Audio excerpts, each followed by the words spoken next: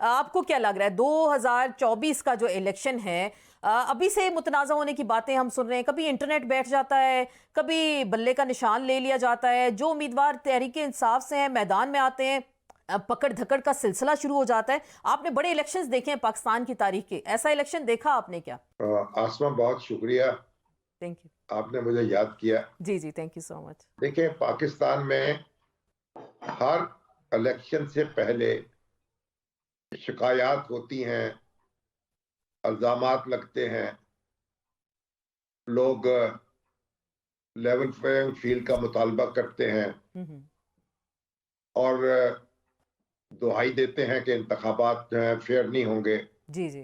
जब इंतखाबात हो जाते हैं तो फिर भी एक इल्जामात का सिलसिला जारी रहता है हम्म। और हारने और जीतने वाले एक दूसरे को तस्लीम नहीं करते। सही। लेकिन आप ये देखें कि 1977 के इंतखाबात के अलावा हम्म।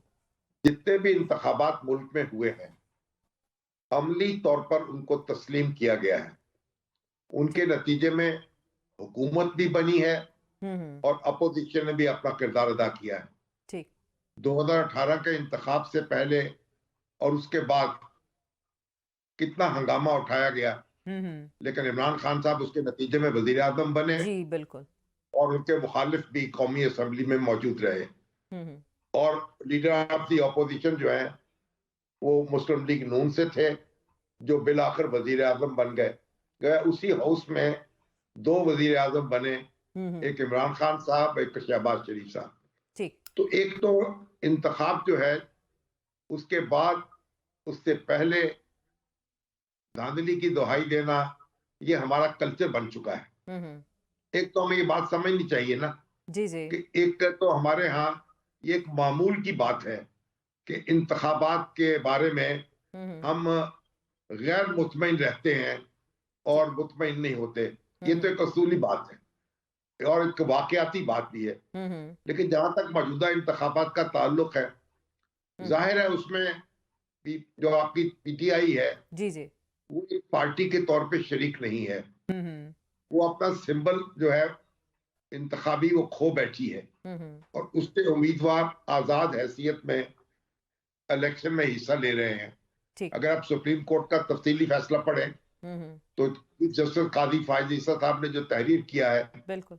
उसमें तो सारा इल्जाम जो है पीटीआई के जिम्मेदारों पर डाला गया है। हम्म। उन्होंने अपने पार्टी इंतखाबात जो हैं उनका बाकायदा तौर पर इनकाद नहीं किया जी।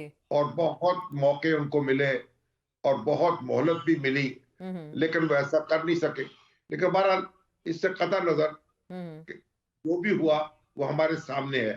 ठीक। अब पीटीआई की तो शिकायत हो सकती है, लेकिन उसके जो रहनुमा हैं हम्म। वो तो इलेक्शन से में हिस्सा ले रहे हैं भरपूर अंदाज में सही। और अपने हामियों को भी कह रहे हैं कि वो वोट डालें हम्म। और वोट डालने के लिए निकले। जी जी। तो इसलिए हम ये तवक्को रख सकते हैं हम्म। कि मुकाबला होगा मुकाबला होगा। ट्रू। और पीटीआई भी मैदान में होगी सही। और उसके मुखालिफ भी मैदान में होंगे। तो यानी कोई बिला मुकाबला वाली कैफियत नहीं होगी।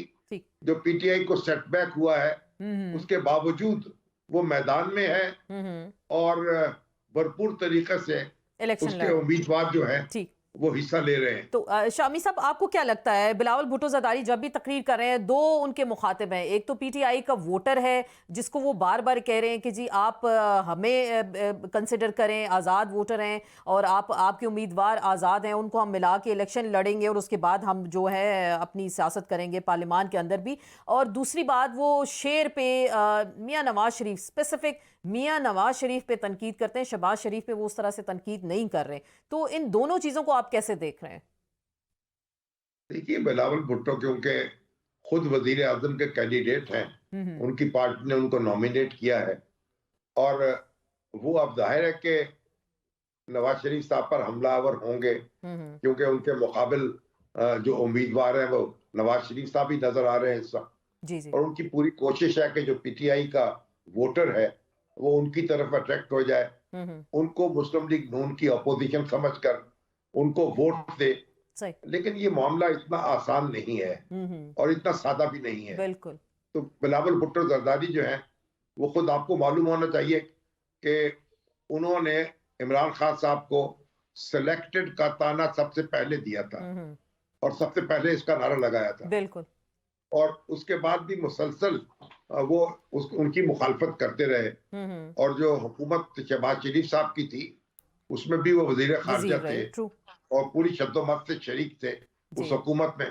तो ये कोई आसान काम नहीं है, लेकिन उनकी हिकमत अमली ये है कि वो पीटीआई के वोटर्स जो हैं उनको अट्रैक्ट कर सके। ठीक। तो ये उनको हक हासिल है कि वो अपनी कोशिश करें।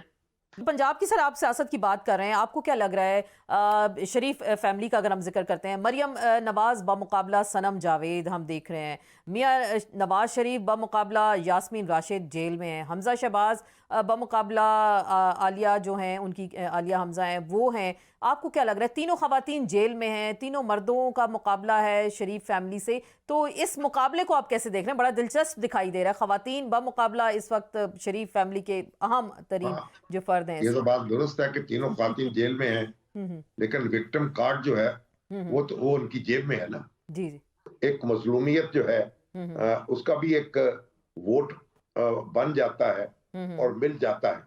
ठीक। तो अगरचे के ये तीनों ख्वातीन जो हैं जेल में होने के बावजूद यानी ग्राउंड पर नजर आ रही हैं, फजा में नजर आ रही हैं, और ऐसा नहीं है कि वो मंजर से गायब हो।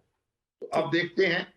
तो मुस्लिम लीग नून जो है उसको एक चैलेंज तो दरपेश है, लेकिन बहरहाल उसके अंदर ये तो सलाहियत है कि वो अपने अपनी सफ़ों को दुरुस्त कर सके। ठीक। और इस वक्त आहिस्ता आहिस्ता मुस्लिम लीग नून आगे बढ़ती हुई मालूम हो रही है। किस हद तक किस हल्के में बढ़ पाएगी, ठीक। इसके लिए हमें इंतजार करना तो पड़ेगा। आपको लग रहा है कांटेदार मुकाबला होगा ये खवातीन का बमुकाबला ये मर्द हजरात शरीफ फैमिली के?